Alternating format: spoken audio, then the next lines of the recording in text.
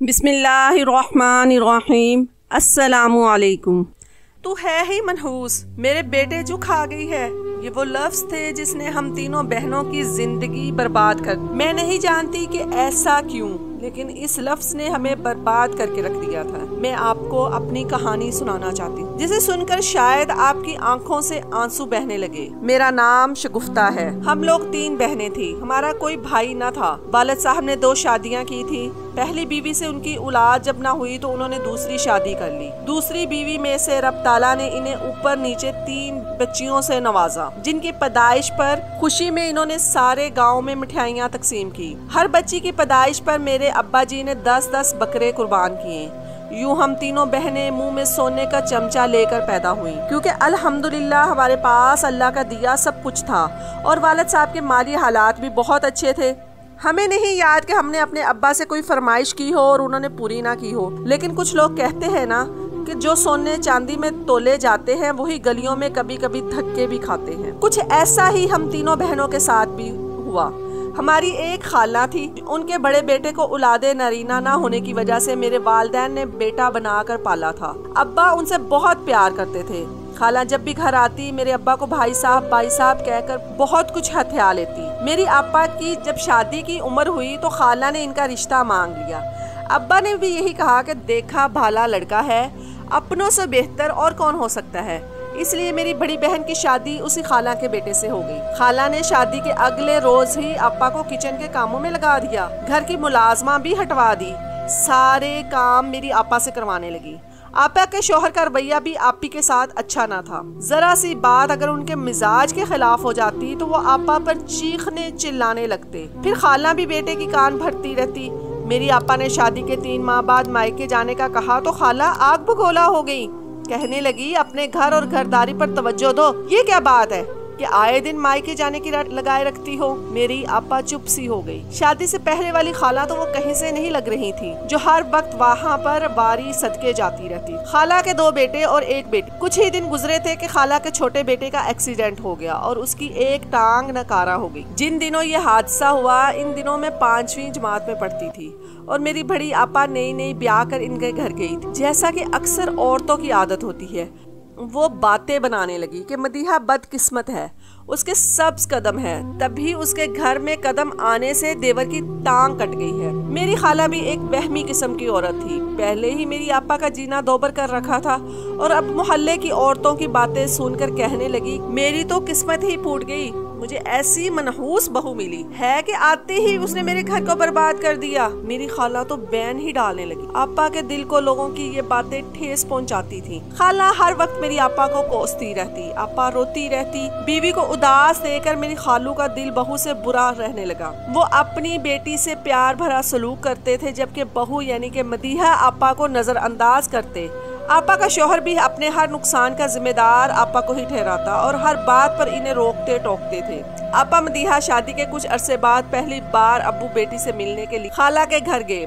वहाँ बेटी का जो हाल देखा तो दिल कट के रह गया। 5 मिनट भी खाला ने वहाँ आपा को नहीं बैठने दिया। सारा दिन इन्हें कामों में ही उलझाए रखती। अब्बा अपनी लाडली बेटी का हाल देखकर दिल बर्दाश्ता होकर फौरन घर वापस आ गए और मेरी अम्मी को फैसलाबाद रवाना कर दिया कि जाकर जरा मदीहा का हशर देखो, जिसकी पैदाइश पर मैंने पूरे गांव को मिठाई खिलाई थी। 10-10 बकरे ज़िबा किए थे। उसका हाल देखो तुम्हारी बहन ने क्या कर दिया है। तुम फौरन फैसलाबाद जाओ और वापसी पर मेरी बेटी को साथ लेकर आना, वरना खुद भी अपनी बहन के घर ही रह जाना। मैं ये सुनकर परेशान हो गई। अम्मी ने जब आपा को देखा तो रोने को जी चाहा। वो बिल्कुल कमजोर हो गई थी। आंखों के गिर्द हल्के पड़े हुए थे। उनका लिबास भी ऐसा था कि जैसे वो घर की बहू ना हो बल्कि मुलाजमा हो। अम्मी ने जब खाला से शिकवा किया कि तुमने मेरी बेटी को बहू बनाकर जानवर वाला सलूक किया है, ऐसा क्यों? इसीलिए मैंने अपनों में बेटी दी थी कि आप ऐसा सलूक करेंगी। तब खाला ने आपा मदीहा में ऐसे ऐब निकाले कि सुनकर बंदा कानों को हाथ लगा ले। कहती सारा कसूर तुम्हारी लड़की का है, ये बद सलीका है, बेवकूफ है, इसे कोई काम ही नहीं आता। खाला ही कम ना थी कि वहाँ उनका शोहर भी यही कहने लगा। इस तरह अम्मी अपनी बहन के घर से नाराज होकर आपा को साथ ले आई। जब वालिद ने देखा तो उनके होश उड़ गए और चारपाई पर गिर गए। 6 महीने अबू बीमार रहे। हमेशा कहते थे कि मेरी पहली औलाद मदीहा बहुत खुशकिस्मत है। शादी के 10 बरस बाद पैदा हुई थी। सगी खाला ने नफरत अंगेज सलूक करके उसको नीम पागल कर दिया। अब्बी हर वक्त रोती रहती। अब्बा से ये दुख सहा ना गया और वो कहते हैं मेरी बच्ची का दुख मैं नहीं सह सकूंगा। अब्बू ठीक ही कह रहे थे, बेटी का गम वो ना सह सके और ऐसे बिस्तर को लगे कि हमें इस दुनिया में अकेला छोड़कर खुद दूसरी दुनिया में प्रवास कर गए। वफात से पहले अब्बू जी ने अपना तमाम रुपया पैसा तमाम जायदाद हम तीनों बच्चियों के नाम कर दी कि बाद में हमें कोई तकलीफ ना हो। अम्मा तो अब्बा की मौत पर गुमसुम होकर रह गई। इन दिनों मैं मैट्रिक में थी। वाल की वफात के बाद जब दूसरी बहन की शादी पर मेरी खाला भी आई, जब ये मालूम हुआ कि अब्बा की जायदाद में अच्छी रकम अब्बा के हिस्से में भी आई है, तो खाला और मदीहा अप्पी के शौहर रियाज भाई हमारे घर आए। मदीहा अपा को वो मनाकर वापस घर ले चले। साथ में ये भी कह दिया कि रियाज की नौकरी छूट गई है और अब वो तुम्हारी विरासत के पैसे से कारोबार करेगा, इसमें तुम्हारा ही फायदा होगा, जो कमाएगा तुम्हें ही मिलेगा। दूसरी बहन की भी शादी होगी, वो भी अपने घर की होगी। आपा भी अपने घर वापस चली गई। अब मैं और अम्मी अकेले रहते। पड़ोस में हमारे ताया अब्बू रहते थे, लेकिन वो हमसे अक्सर नाराज रहते कि वालिद साहब ने तमाम जायदाद बेटियों के नाम क्यों की थी। वालिदा समझदारी के बाइस हमने वालिद के बाद भी जिंदगी इज्जत से गुजारी और किसी के आगे हाथ फैलाने की नौबत न पड़ी। जिंदगी गुजर ही रही थी कि एक रात में सो रही थी कि अम्मी जान की आवाज से मेरी आंख खुल गई। वो दर्द में करा रही थी। फौरन मुझे उठाया। वो कहने लगी, बेटा मुझे हॉस्पिटल ले चलो, मेरे पेट में शदीद तकलीफ है। रोती हुई मैं ताया अब्बू के पास गई। वो डॉक्टर को लेकर आए। अम्मी का चेकअप करवाया और दवाई दी कि वक्ती तो अफाका हो गया। अब मेरी माँ को अपनी तकलीफ से ज्यादा मेरी फिक्र हो गई कि अगर उनको कुछ हो गया तो मेरा क्या होगा। वो अल्लाह से हमेशा दुआ करती रहती कि ऐ रब मेरी शगुफ्ता को अपने घर का कर दे, तब तक मुझे जिंदा रख ताकि मैं अपनी आंखों के सामने इसे रुखसत कर सकूं। लेकिन शायद जिंदगी ने इतनी मोहलत ही न दी उन्हें। उनके दिन पूरे हो चुके थे। एक दिन उन्हें ऐसा शदीद दर्द हुआ कि उनकी सांस ही रुक गई और वो मुझे इस दुनिया में अकेला छोड़कर खुद दूसरे जहां रुखसत हो गई। तब मेरे दरमियान वाली आपा और उनके शौहर मुझे अपने साथ ले गए। कुछ अरसे बाद मेरा एक रिश्ता आया। ये काफी अमीर लोग थे। तकदीर ने साथ दिया और मैं अपने घर की हो गई। मोहल्ले वाले वाह वाह करते, शगुफ्ता बहुत किस्मत वाली है, बहुत ज्यादा नसीबों वाली है, ऐसे अमीर घर की बहू बनी है, अब जिंदगी भर ये ऐश करेगी। मेरे शौहर अरशद बहुत अच्छे इंसान थे। वो एक सादा लो शख्स थे। वो उम्र में मुझसे 10 बरस बड़े थे, लेकिन मुझसे काफी दोस्ताना रवैया था उनका।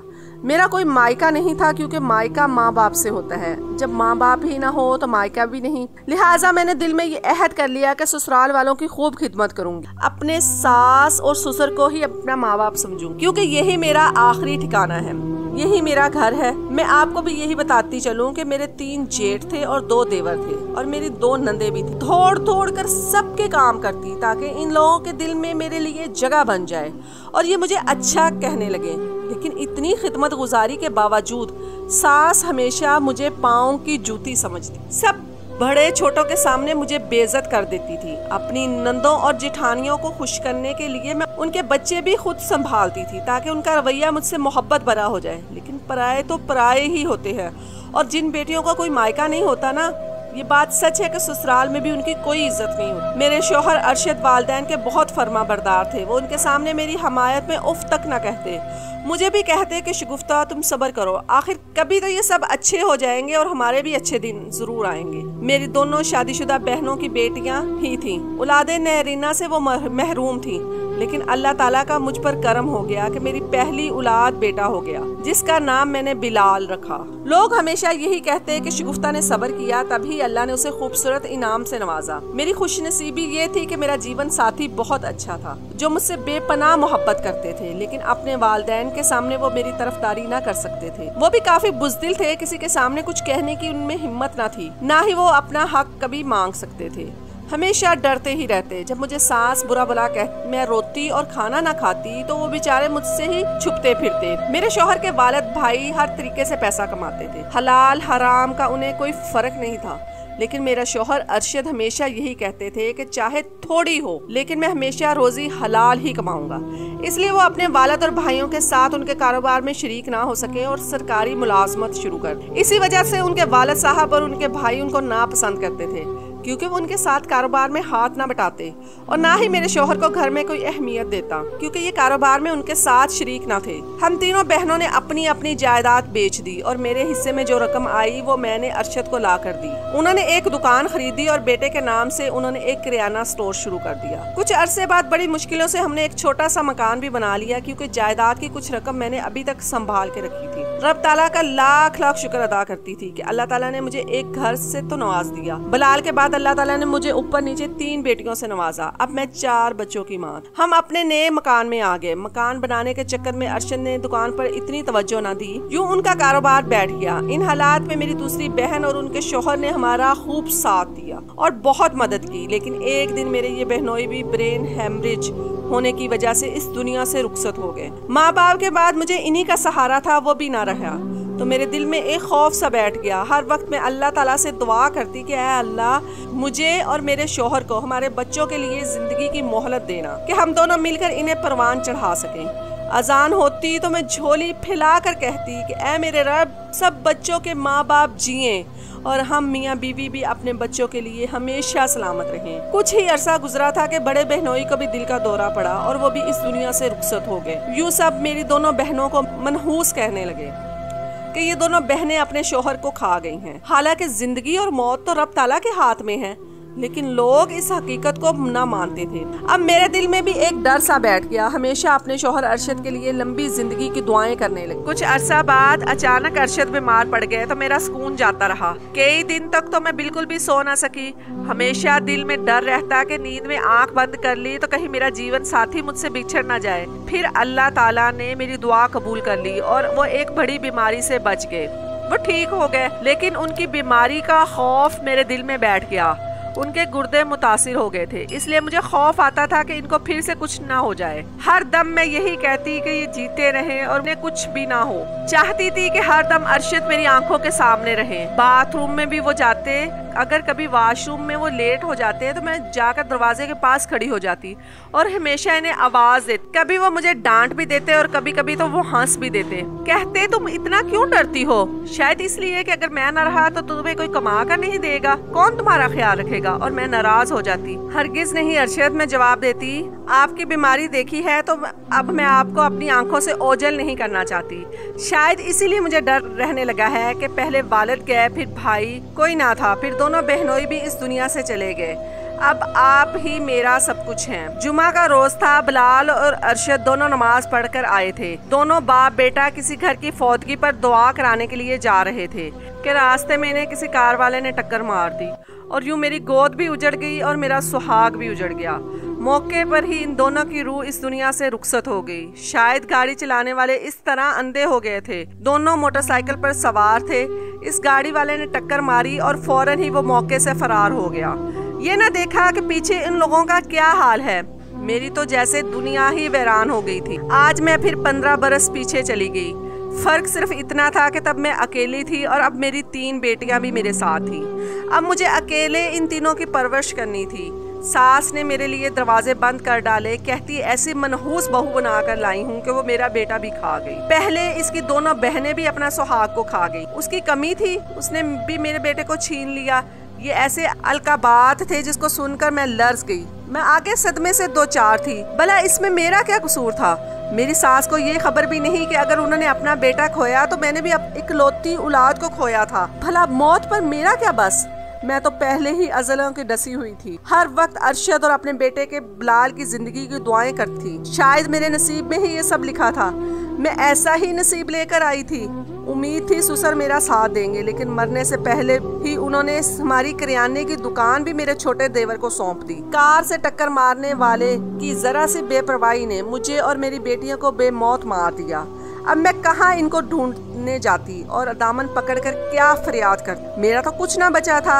हाँ, मैं अपने अल्लाह से जरूर फरियाद करती थी, ऐ मेरे मौला, मैं अपनी मर्जी से तो इस दुनिया में नहीं आई थी। खुशियों में अगर मेरा हिस्सा इतना ही था तो मेरे वालिद के साथ मुझे भी उठा लेते।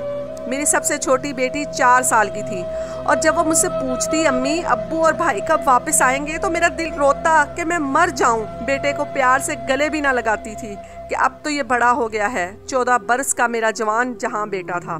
اب ہر روز جھوٹی امیدوں میں سانس لیتی ہوں۔ صبح سو کر اٹھوں تو بیٹا اور شوہر دونوں میرے دروازے پر کھڑے ہوں اور میں بلال کو دھوڑ کر گلے سے لگا لوں۔ اللہ تعالیٰ سے کہتی ہوں کہ اگر گزرے دن واپس آ جائیں تو یہ گھر میں اپنی ہر شے تیرے نام خیرات کر دوں، اپنا سب کچھ بیچ کر سب تیری راہ میں دے دوں۔ لیکن یہ ایک انہونی ہے۔ بے شک مجھے ایسی دعا نہیں مانگنی چاہیے کہ اس سے اللہ پاک کی ناراضگی کا ڈر ہوتا ہے، لیکن میں کیا کروں، دل تسلی میں ہی نہیں رہتا، تو پھر خود کو تسلی دینے کے لیے ایسی باتیں سوچتی رہتی ہوں۔ اب تو جی اتنا ڈر گیا ہے کہ اس گھر سے نہیں، سب سے ہی مجھے ڈر لگتا ہے۔ اب میں ہمیشہ اپنی بچیوں کے بارے میں سوچتی ہوں کہ اے اللہ اگر مجھے کچھ ہو گیا تو میری بچیوں کا کیا ہوگا؟ اے میرے مولا مجھے اتنی مہلت دے انہیں اپنے گھر کا کر دوں۔ تمام سسرال والے مجھے منحوس کہتے ہیں۔ ایسے موقع پر نہ میری بچیوں کا تایا نے ساتھ دیا اور نہ ہی اس کے چچا نے۔ وہ کافی جائیداد والے تھے لیکن انہوں نے میری ایک چھوٹی سی دکان پر قبضہ کر لیا۔ حالانکہ ایسے موقع پر لوگ خوف خدا سے ہمیشہ بے سہاروں کو سہارا دیتے ہیں کہ یہ یتیم ہیں، لیکن نہ جانے کیوں یہ لوگ ہماری طرف آنکھ اٹھا کر بھی دیکھنا پسند نہیں کرتے تھے۔ مجھ پر قیامت گزری پھر بھی اس پاک ذات سے میں مایوس نہیں ہوں جس نے مجھے پیدا کیا۔ ہمیں سنبھالنے والا بھی وہی ہے۔ کہتے ہیں اللہ کے ہر کام میں مصلحت ہوتی ہے، یقیناً اس میں بھی رب تعالیٰ کی کوئی مصلحت چھپی ہوگی، لیکن اللہ پاک کا لاکھ لاکھ شکر ہے کہ میرا گھر اپنا ہے جس کے اندر میں سکون سے اپنی زندگی گزار رہی ہوں۔ اوپر والا پورشن میں نے کرائے پہ دے دیا ہے۔ یوں رب تعالیٰ کا شکر ہے کہ گزارا ہو رہا ہے۔ آپ لوگوں سے بھی التجا کرتی ہوں ہمیشہ میرے لیے دعا کیجئے گا کہ رب تعالیٰ مجھے اتنی زندگی دے کہ میں اپنی بیٹیوں کو رخصت کر سکوں۔ آمین۔